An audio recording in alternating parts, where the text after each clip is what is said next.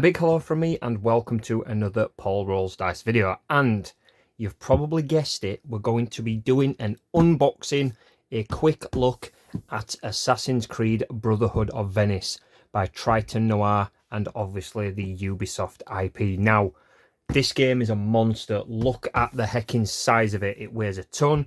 It's got lots of components, and I will warn you, some of the things we won't be able to look at because this is kind of a legacy game. There will be envelopes inside the game that we only open when we advance the narrative of the big boy campaign. But we can take a look at the basic stuff, most of the stuff, to be honest. And first of all, we will flip it over. God, it weighs a ton. And we'll take a look at the back. So this is just some beautiful stuff. I'm gonna start from this corner here and read some of the descriptions and information so you can kind of get a gist of what this game is. The cooperative board game in the Assassin's Creed universe. Play through a story-driven campaign of 26 episodes in Venice, the heart of the Italian Renaissance. Some nice little appraisals here from some highly respected companies. First and foremost, to both those who are in love with Assassin's Creed and the tactical infiltration board games enthusiasts, Game Informer. An amazing stealth game in every single way from the Dice Tower. This also gets the Dice Tower seal of approval. That is very, very good business to me. I love the Dice Tower stuff. So let's take a look at the components. So top right, many surprises are awaiting, hidden in sealed envelopes, on cards, and in the campaign booklet. Meet Ezio Auditore and the many famous characters you've encountered in the Assassin's Creed video games, as well as unique ones created especially for this game. Wow. After each memory, use your headquarters to heal your wounds, grow your Brotherhood's fame, and craft special equipment. Bribe your enemies to stay incognito, use secret hiding spots to escape patrols, activate mechanisms to change level layout. So this game is very heavy on the stealth. If an alarm is raised, it gets way more difficult. It is doable, but you want to remain a ninja. You want to remain an assassin, and these are the playable assassins as well. Choose your assassins according to their unique abilities, level up during the campaign, and unlock new skills for each of them. We have Alessandra, Bastiano, Claudio, and Daria. All of them very different in their skill trees, I'm sure, as well. And then some more information just here. Stay incognito and fight thanks to the equipment found in chests or created by Leonardo da Vinci. Look at the amount of content. It is 1 to 4 players, so you can solo this. I am looking forward to playing this on the channel. Ages 14 plus. It does say 30 to 60 minutes. That is per scenario, per mission, because it is a beast. It is a beast. Now, this video might run quite long. We'll see how it goes. But let's go in. Oh, Assassin's Creed Brotherhood of Venice. Here we go. Right. We'll grab this leaflet first. The print is beautiful on this. Ignore the sheen and the light and the grubbiness. Flip that over. So this is very similar to the Resident Evil board game and other campaign board games, to be fair. So it's a warning: don't open any envelopes until instructed to do so, and then it's information on what to do with the starting decks. And Triton Noir also did a game called v-sabotage. I think Assassin's Creed kind of builds on the systems and the mechanics that they developed in v-sabotage. So this is a World War II tactical board game. Imagine having a band of assassins, but during World War II. So you've got a gunner, a sapper, tech specialists, that kind of stuff.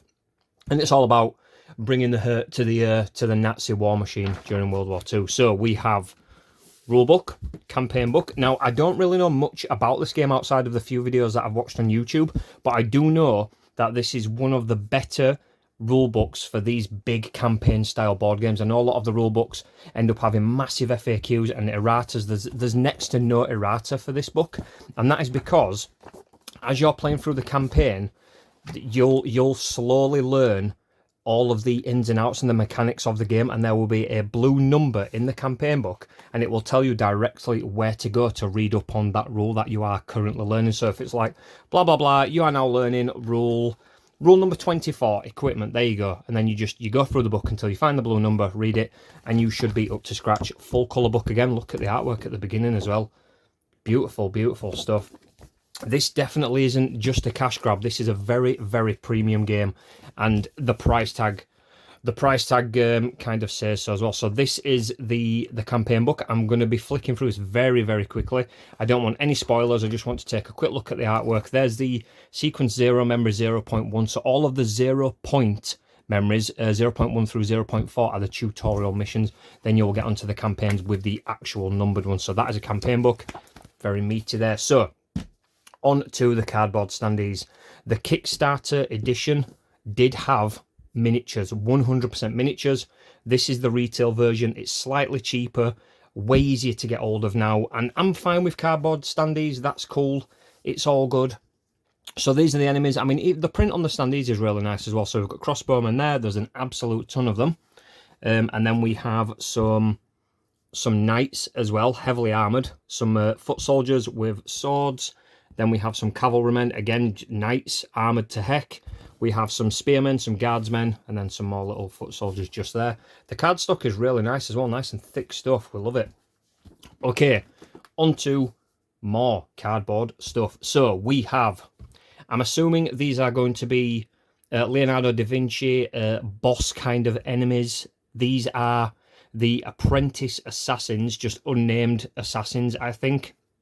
But again, you will unlock more stuff as the game progresses. We have some ladies of the night there, some brothel workers. They look like dock workers, peasants, traders, that kind of stuff.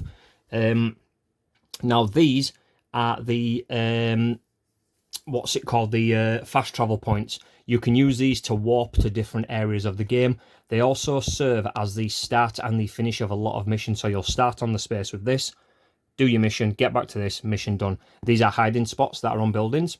Now, these ladders are for the guards. As you're an assassin, you can run up and down walls, you can parkour, you can free run to your heart's content. Guards can only chase you up or down rooftops with ladders, so that is really, really cool. They are important for the bad guys.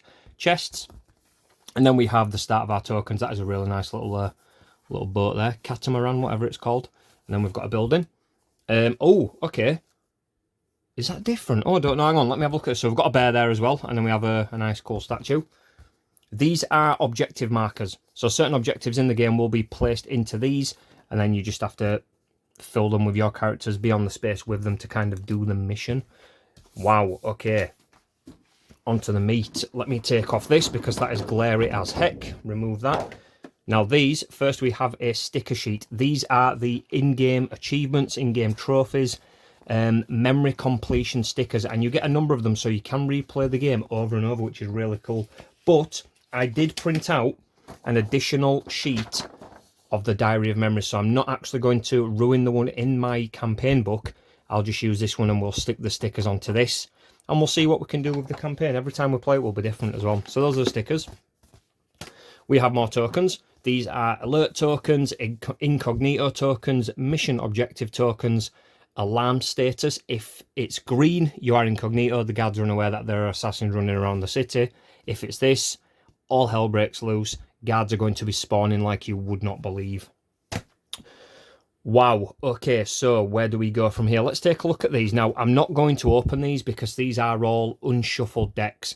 You don't shuffle these. You open it up, turn it over. It will give you information for each of the assassins, each of the players. So you get an absolute ton of these cards. Massive tarot size as well. So these are going to be fun to sleeve. More stuff. Again, beautiful, beautiful cards. I really wish I could open them and show you, but these are going to be shown as I play through the game. So if you do want to watch the playthroughs, stay tuned for that. We will be getting on that.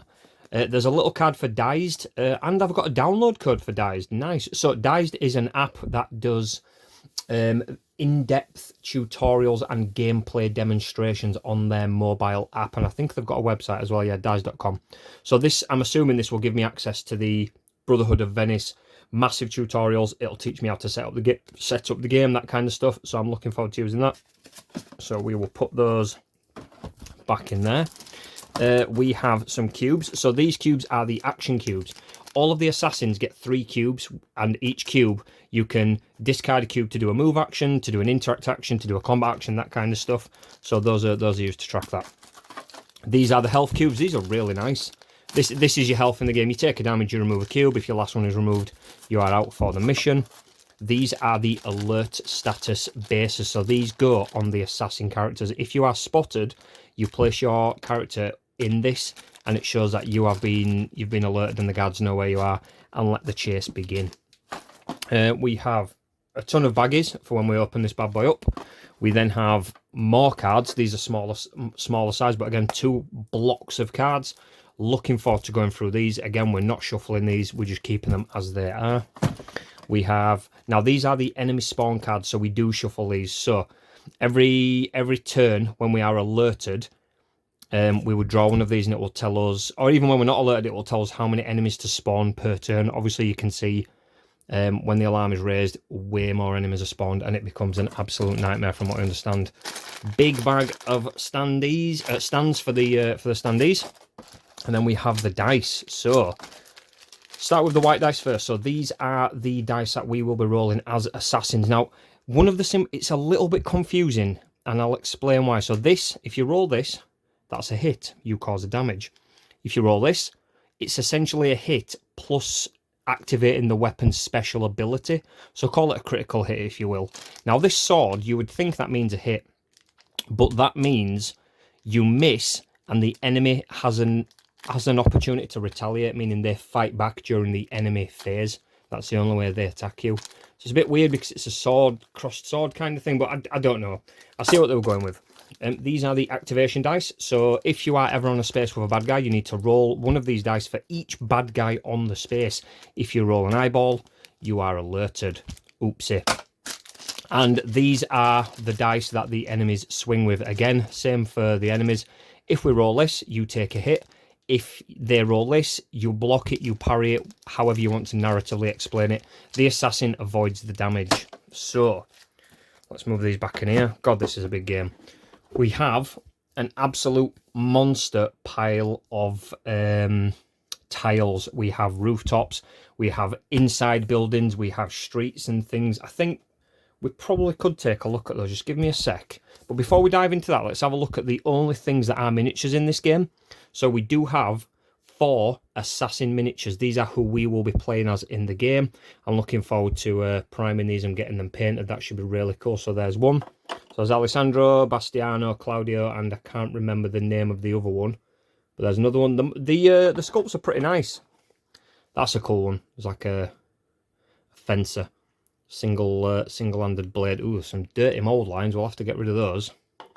And then there's one wielding a crossbow there. And as a special bonus, look who we get. We get the man, the myth himself, Ezio Auditore da Firenze, the legendary assassin of Italy. Beautiful. Absolutely love that figure. Really nice pose as well. We've got more comfy stuff to stop things getting thrown around. As I was saying earlier, we have a handful of envelopes. We will not open these until the game instructs us to, so I won't be opening them now, but they are quite weighty. Pretty cool. We do have this as well. Is this the Leonardo da Vinci's Vitruvian Man? So this dictates which direction the map is set up in. So every campaign will have it, and it'll say face it this way, and the enemies will move according to the card drawn on them, and then they'll move north, east, south, or west on their turn. This is where we spawn bad guys as well. And these are beautiful. Look at these. These are the assassin character boards. So you place your assassin card there, hidden blade there, equipment there, activation cubes there for 3, health there up to a max of like 9 or something. Now, what I like about this is you get 3 activation cubes and there's a plus there. You can actually, on your turn, if you're not really doing much that turn, you can save an activation cube for a future turn. But not only does that give you an additional standard action, that then allows you to counter attack an enemy. If you know you're going to get into combat, you can store it and then use it to counter later on. But they're really cool. Really, really nice. I enjoy all of this. There is also stuff underneath this, but I am instructed not to lift this to avoid narrative spoilers, so I'm not actually going to do that. I don't want to have anything spoiled for me, so I do apologise. But we can't see it, which is fine. We'll put those in there. So this big pile. Let's you know what? Let's open it up and take a look at them. And we are open. So first one is, there's 10 of these, by the way. This is some indoor tiles. Flip them over. More indoor tiles with spaces for characters to stand on as well. And that's like, is that 3 different ones? Yeah. Next we have a dry dock, shipyard kind of thing. Flip it over, more internals. That's really nice. It's like just a rich villa or something. We have an open space in like a market area or something, or a town centre. We have a bridge area now. When we play the game, enemies have to spawn onto the boards here, but assassins can go into the water, from what I understand, which is interesting because I can't remember the assassins swimming. Was it Assassin's Creed 1 where you can't swim, but then Ezio does learn how to swim? More tiles with water, small spaces for guards.